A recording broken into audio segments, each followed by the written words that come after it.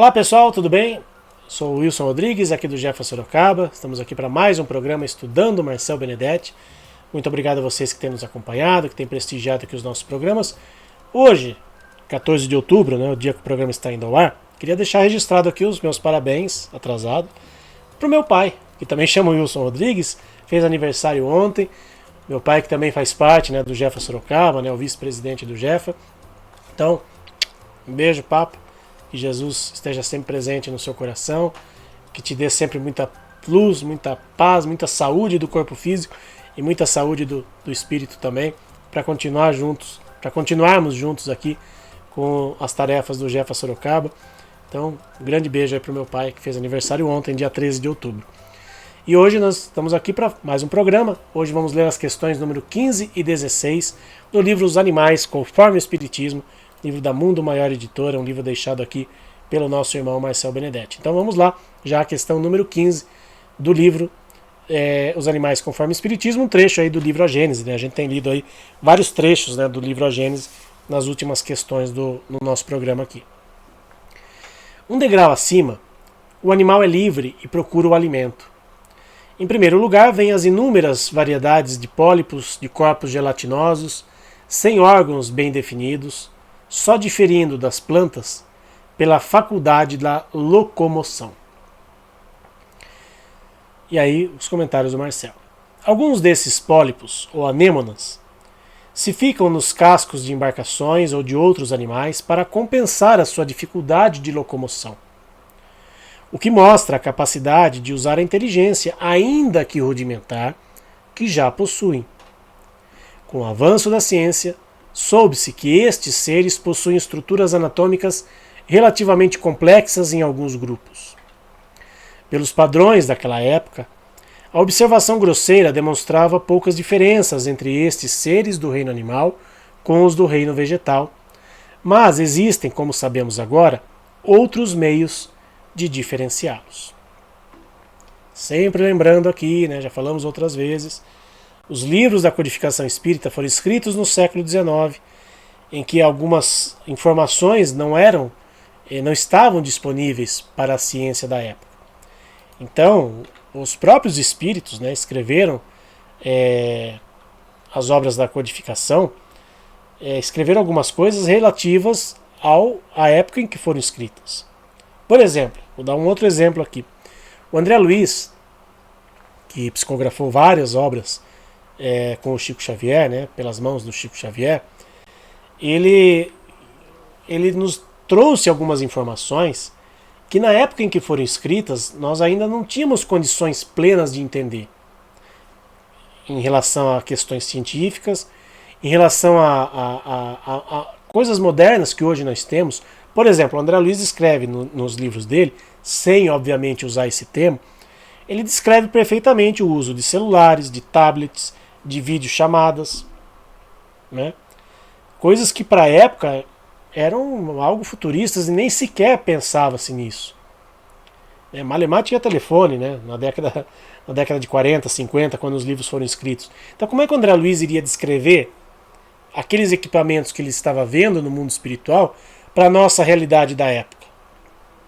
Ele ainda deixou nas entrelinhas algumas coisas. Muitas das coisas ele mesmo escreveu no livro que ainda não eram. Ele não tinha condições de descrever, de colocar aquilo que ele estava vendo. Porque não existia algo que pudesse ser comparado. Até porque o André Luiz, ele começou a escrever os livros na década de 40. Mas ele desencarnou, 20 anos antes. E ele viveu numa época, lá no século XIX, em que a tecnologia praticamente inexistia.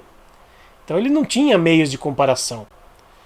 Hoje, se nós pegarmos um espírito que vive no nosso lar, por exemplo, e for descrever algumas coisas para a gente, que já existem no nosso lar, e tenho certeza que lá a tecnologia de lá já está muito mais avançada que a nossa aqui, e talvez até mais avançada que na época em que André Luiz escreveu os livros, eles também teriam dificuldades para nos trazer algumas informações daquilo que existe no mundo espiritual, porque talvez hoje não tenha algo que seja comparável. Eles vão trazer algo semelhante algo que a gente possa entender. Então os livros da codificação, nesse sentido aí da evolução dos animais, é a mesma coisa. A ciência ainda não estava, ainda havia um mundo a ser descoberto.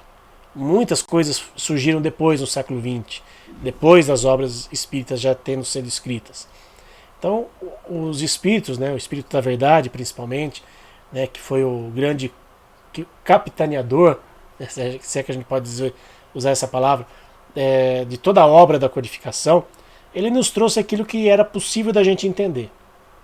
Então, por isso que o Marcel insiste muito aí nessa questão aí desses espíritos, desses seres, que eram considerados seres, né, uma fase de transição, mas o Marcel nos traz aqui muito bem explicado que esses seres já possuem uma inteligência, ainda que primitiva, mas capaz de proporcionar a eles situações no seu meio em que eles pudessem buscar alternativas, né? Buscar aí situações que eles ainda não tinham condições na sua etapa evolutiva, mas que já estavam num nível acima do que se acreditava na época em que foram escritos os livros da codificação.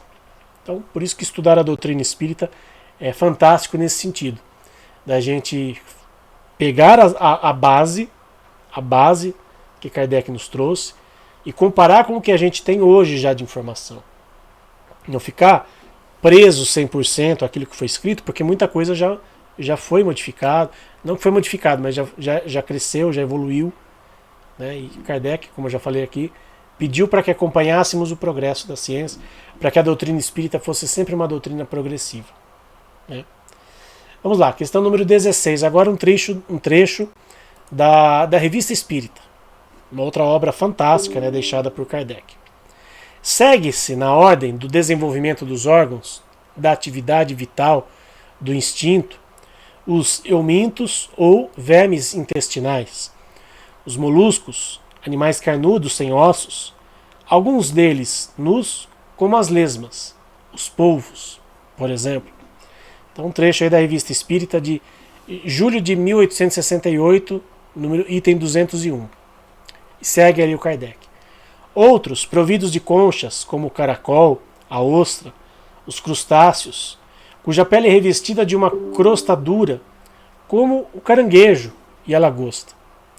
Os insetos, aos quais a vida assume prodigiosa atividade e se manifesta o instinto engenhoso, como a formiga, a abelha, a aranha. Alguns se metamorfoseiam, como a lagarta, que se transforma em elegante borboleta. Vem depois a ordem dos vertebrados, animais de esqueleto ósseo, ordem que abrange os peixes, os répteis, os pássaros. Seguem-se, por fim, os mamíferos, cuja organização é a mais completa. Então vejam, dentro do livro A Gênese de Kardec, Kardec também foi lá buscar uma informação, né, um complemento na Revista Espírita. Então, duas obras aí juntas, né, nesse trecho que o Marcel separou para a gente para estudarmos. E aí vem os comentários do Marcel. Os cientistas americanos Peter Tompkins e Christopher Bird demonstraram existir alguns rudimentos de instintos em plantas que se assemelham a dos animais, em que são mais distintos e desenvolvidos. Os dois cientistas, está uma fotinho deles aí embaixo aí do balãozinho. Os vermes, os moluscos, os artrópodes são os representantes dos animais mais evoluídos a partir daqueles mais primitivos. Mas, depois destes, há os vertebrados e, dentre eles, os mamíferos, que são os mais evoluídos. Quando usamos esse termo evoluídos, estamos nos referindo à evolução de acordo com a ciência e não com o espírito. Como a gente já falou aqui em programas anteriores, o corpo físico ele será sempre o mesmo para determinada espécie, mas o espírito ou princípio inteligente que habita aquele corpo, este sim vai se desenvolvendo, e quando ele atinge um novo patamar, um novo estágio, né, quando ele já aprendeu tudo que ele podia naquele corpo físico, naquela fase evolutiva, ele vai para uma outra, e aí com um corpo mais elaborado, assim como tenho certeza que um dia acontecerá conosco, com nós, aqui, humanos, neste plano Terra, em que habitamos esse corpo físico, esta constituição física, condizente com a condição da Terra. Se formos para mundos mais evoluídos, habitaremos corpos mais evoluídos, condizentes com aquela constituição daquele globo.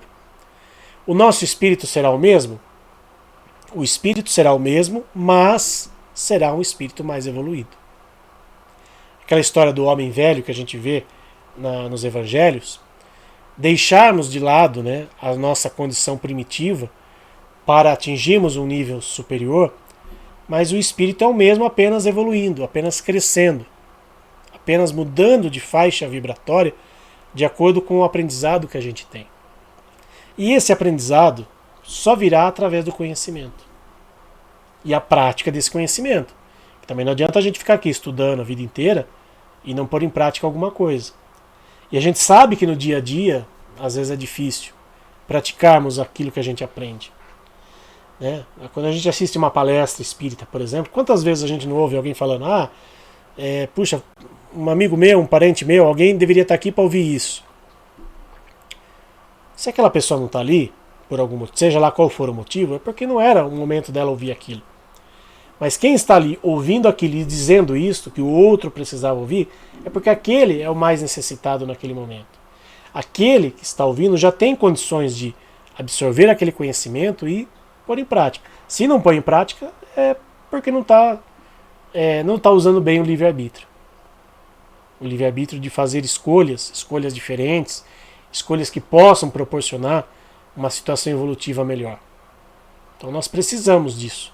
Nós precisamos pôr em prática todo o conhecimento que a gente adquire e a gente está tentando fazer, digamos, a nossa parte aqui, proporcionar essa condição para todos aqueles que assistem os nossos programas, todos aqueles que assistem semanalmente, aqueles que vão assistir depois, aqueles que gostam de maratonar. Eu conheço pessoas que gostam de assistir vários programas juntos, né, até para ter uma ligação entre os programas, entre os conceitos, né, que a gente lê aqui a cada semana.